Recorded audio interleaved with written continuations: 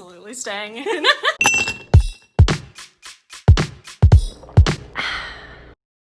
What's up, guys? And welcome to Watch Me Wasted. Today I'm going to show you all you need to know about building your own bar. Let's go. The first thing you're going to need to know is glasses, things to drink a drink out of, and the important distinctions between what glass goes with what kind of drink. The easiest rule of thumb is to kind of think of alcohol as coffee. The bigger the glass, the more diluted it is. The smaller the glass, the more concentrated. And speaking of small glasses, shot? Yeah.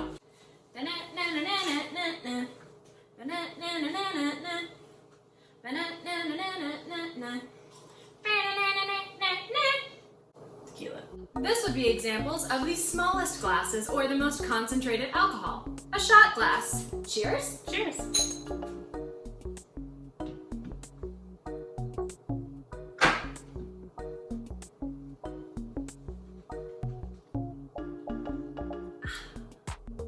So, after you've had your shot, the most important things to focus on at home are a small, medium, and large glass. But we're assuming you might want to bring a friend along, so it helps to have two! So Caitlin can have a drink too, I guess. What's the point of making a drink if you don't get to share it with the world? Fair. If you want to get into the technicalities of all this or some nitty-gritty details, head over to www.watchmewasted.com and we've got a whole page all about this.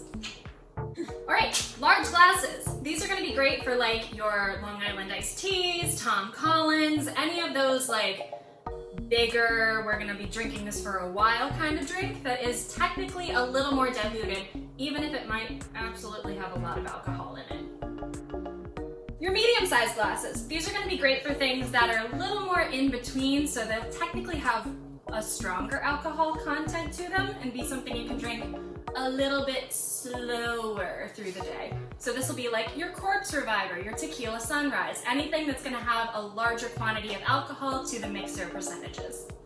Finally, your smaller glasses. These are going to be your whiskey tumblers. They're good for an old-fashioned, my personal favorite. It's good for just anything you want to put in there. If you want to drink whiskey neat, go for it.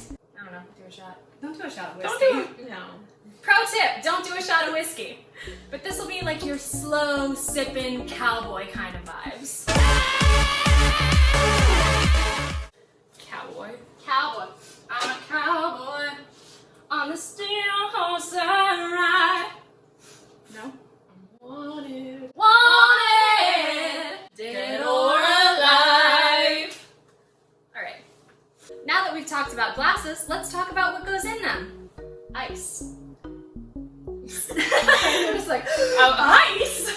I thought you were going to say alcohol, and I was like, go down. Throwing you for a little curveball. Ooh. So, as with most things mixology, ice is going to be a little more nuanced through everything. You're going to have your regular ice cubes that can be found in your typical sized ice tray, ice makers if you got them, or just like bags o' ice from the grocery store. Next after that is going to be more of your larger cube-shaped ice cubes, which you can actually get in little silicone ice trays. Link below.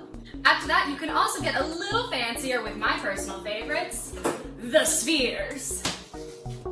But Caitlin, what's the difference between all of these ice cube types? I'm glad you asked. All of these ice cubes are actually going to melt at a different rate. Seen here, your regular ice cubes are going to melt much, much quicker. That's because they have less surface area to them. Your cubes are also going to follow after and be a little bit slower, but because of their shape, they will melt naturally faster than the spheres.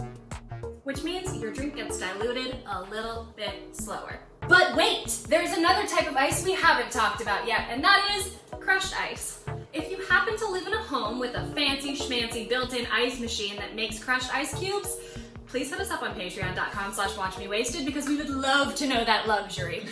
If you, like us, do not live in the fanciest of homes, there's still a solution for you. Mjolnir! Otherwise known as an ice-crushing mallet. You can find that down below and paint them all different colors if you would like to. Actually, tag us, #WatchMeWasted, to show us what you did with your ice mallet. I'm very interested. So, simply load up your bag o' ice and get a-vengin' on that ish. It's important for your neighbors to hate you at this juncture. Of course, if you don't have a fancy hammer either, there are technically other ways that you can achieve crushed ice. Now that we talked about ice, it's time to actually put the fun stuff in the drinks. And that brings us to alcohol. For your simplest bartending needs, I would suggest this set right here. It's great for beginners. It's got literally everything you'll need for it, and we'll get into it right here. Number 1, the cocktail shaker. Now there are many different types of cocktail shaker. This one's a great one for beginners because it actually has a built-in strainer. Look at me, I'm a YouTuber! The cocktail strainer is going to help you mix up all of your ingredients except for club soda or anything that fizzes. Do not do it! This is a call-out post to that one girl in college that I definitely saw all of her stuff explode everywhere. Bruh, it was a time. Do we need to do a science experiment with that at some point? Sure. Comment down below if you want to see us do it in a safe and controlled environment that is not this apartment because I don't want our counters to be sticky! So, the point of a cocktail shaker is obviously to mix all of your ingredients together and to make sure everything is nice and cold. So, slap your regular ice cubes into your cocktail shaker, shake it up, and then get to straining. But Jessica, Yes, Caitlin? how do you pour your alcohol into your Cocktail shaker. cocktail shaker without getting alcohol all over your counter? I'm glad you asked, Caitlin. A mat! A bartender's mat with all of the grooves that will catch all of the alcohol that you will spill everywhere and drive your roommate insane with a sticky counter. She does. It's fine. But on top of that, there is an extra precaution you can take, and that is a bottle pourer. Simply take your cocktail pourer, apply it to the top of your favorite alcohol, and ooh, she ready to go without spilling. Now I know we're all fans of James Bond deep at heart, and we know the famous saying, shaken, not stirred. But what if we want it stirred? The answer is simple. Cocktail stirrers, also included in this set right here. So if you have some ingredients, like a fizzing club soda, and you need to mix it all together, stir it so you don't have an explosion in your kitchen. Because we at Watch Me Wasted are all big fans of the environment, this set also comes with 2 reusable metal straws so that you can save the turtles and also save your budget by not buying a bunch of straws every week. Additionally, if you want to fancy it up a little bit and you don't want to just use the top strainer, it does come with a cocktail strainer. This right here is going to make you look oh so cool as you strain your drinks for your guests. That's just sexy right there.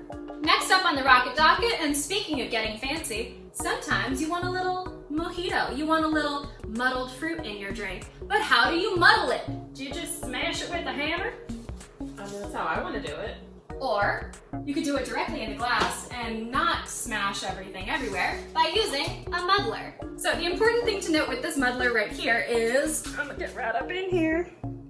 The edge right here is actually made with a plastic instead of a metal. Metal, as we know, will scratch glass. And turns out that's not fun for all of your glassware. These are ice tongs. You pick up ice with them. That's what I have to say about it. The waiter's key. This right here is gonna be a way to open your bottles of wine. Now, I personally prefer to use a winged corkscrew, which is just easier to use and quite frankly more exciting because as you screw it down, his arms go up like, yay, it's time for wine! Yay! But the waiter's key works like so. You've got your little knife to cut into the foil of the bottle, and then you use your corkscrew to screw into the wine, hit this kickstand right on the top, and pull it right open. If you're like me and you like to use your winged corkscrew, then you might want to invest in this little sucker right here, which just sits right on the top of your wine bottle. You spin it around and it cuts that top right off for you. Easy as 1, 2, please wine. Last but not least in this set, you have a jigger, which is going to be a bartender's best friend. This is actually going to help you measure out 2 to 1 parts. The standard sizes are actually going to be listed below, but this one is going to be 15 milliliters and 30 milliliters, a literal 2 to 1 ratio. It's perfect. If you want to get super fancy with your drinks, I would recommend at least getting a zester and a citrus squeezer. This is how you add the extra zest to your drinks. And add some fresh citrus so you can have that summer vibe. The little bite of citrus, the ooh, is that lemon in that drink? Mm.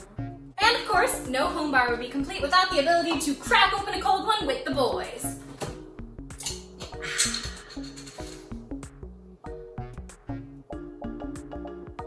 I'm sorry, did you want something? Yes. Yeah, all right. Better? Much better. Cheers. Cheers.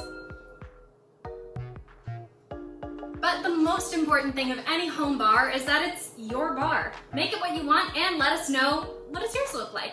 Send us pictures or tag us on Instagram with the hashtag MadeMeWasted so we can see what your home bar looks like. But wait! Stay tuned for next week and check out the description below to see what ingredients you'll need for our very first drink. Well, that's it for Watch Me Wasted this week. Be sure to smash these buttons because they're cute or whatever. Stay tuned for next week and remember, keep it wasted. Bye!